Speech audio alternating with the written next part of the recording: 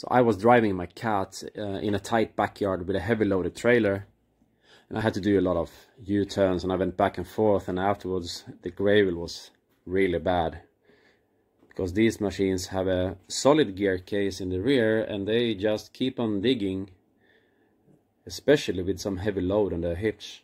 So I figured out I can actually take a front diff, which is open / solid with an electrical switch, and put it in the rear because they have the same dimensions. And fortunately I found this one, which is an open diff from an Altera, and it's almost as new, in really good condition. And as I said, they are interchangeable, front, back, and between models, because they have the same dimensions. The only thing that is important is to figure out that you have the same radio, and it's super easy because it's even printed on the part number label.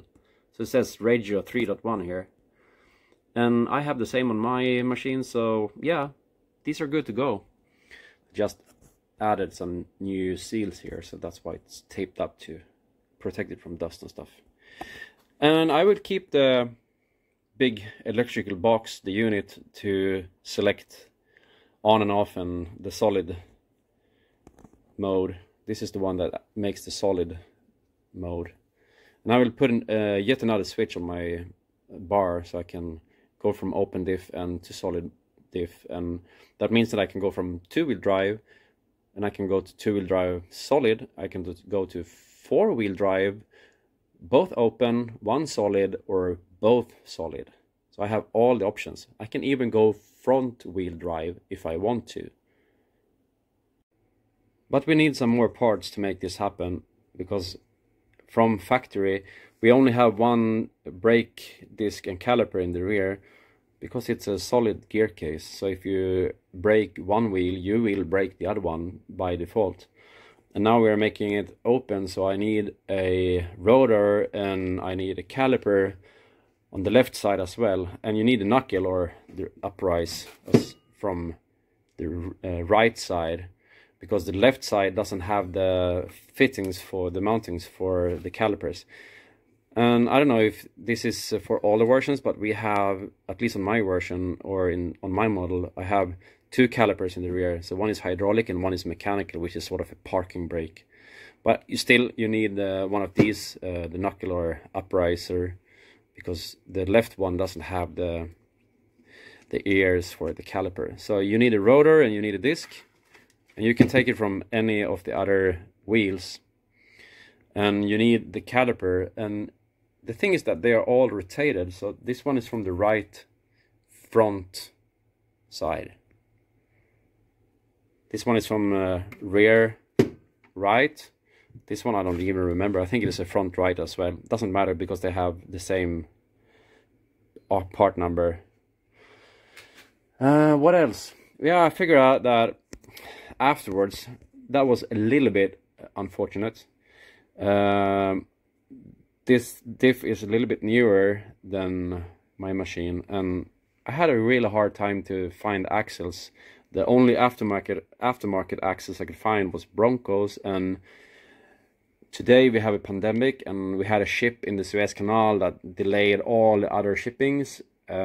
Bronco actually had the axles coming up to Europe on a ship in a container, but they promised me I can deliver these new axles for you in the end of June, maybe July. So in the end I went for OEM axles. I ordered them from the States because they were a little bit cheaper that way than buy here.